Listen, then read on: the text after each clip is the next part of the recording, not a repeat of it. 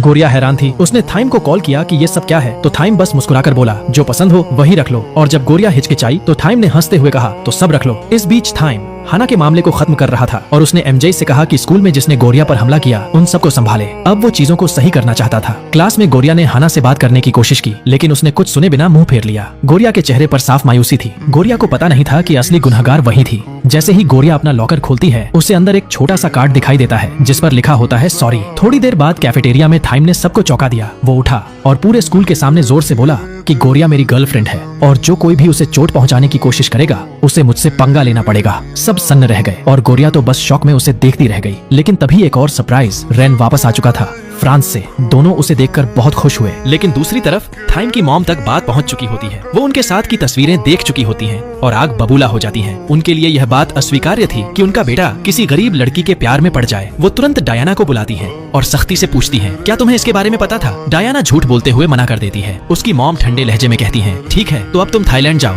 और इस मामले को खुद सॉल्व करो। अगर नहीं कर पाई तो मुझे बताना। उधर रेन भी गोरिया से मिलने आता है, जहाँ थाइम सीधा कह देता है, अब गोरिया मेरी गर्लफ्रेंड है। यह सुनकर रेन मुस्कुराता है और कहता है, बस हमेशा ऐसे ही साथ रहना तुम दोनों। और इसी तरह गोरिया और थाइम की लव स्टोरी अब सच में शुरू हो चुकी थी। अगले दिन स्कूल में सेमिनार चल रहा होता है कि तभी सबकी नजरों के सामने थाइम स्टेज पर जा पहुंचता है। वो टीचर को साइड में करता है और पूरे कॉन्फिडेंस के साथ माइक उठाकर कहता है, गोरिया अभी के अभी मुझसे मिलने के लिए बाहर आओ। पूरे ऑडिटोरियम में सन्नाटा छा जाता है और सबकी निगाहें गोरिया पर टिक जाती हैं। मजबूरी में वो उठती है और थाइम की तरफ बढ़ती है। थाइम गुस्से में उससे कहता है, मैंने तुम्हें 100 बार कॉल किया पर तुमने एक बार भी रिप्लाई नहीं दिया। गोरिया धीरे से जवाब देती है, मेरा फोन खराब हो गया है, जब ठीक करवा लूंगी तो कॉल कर दूंगी। ये सुनकर थाइम उसे एक नया फोन देता है और कहता है, अब इसे रख लो। लेकिन गोरिया मना कर देती है क्योंकि वो फोन बहुत महंगा होता है। तब थाइम मुस्कुराते हुए फोन जमीन पर रख देता है और कहता है, जिसे चाहिए उठा ले। अब गोरिया के पास कोई और ऑप्शन नहीं होता और आखिरकार उसे वो फोन उठाना ही पड़ता है। इसके बाद थाइम मुस्कुराते हुए कहता है, कल मेरे साथ डेट पर चलो। गोरिया साफ मना कर देती है, लेकिन थाइम ठंडे लहजे में बोलता है, मुझे फर्क नहीं पड़ता,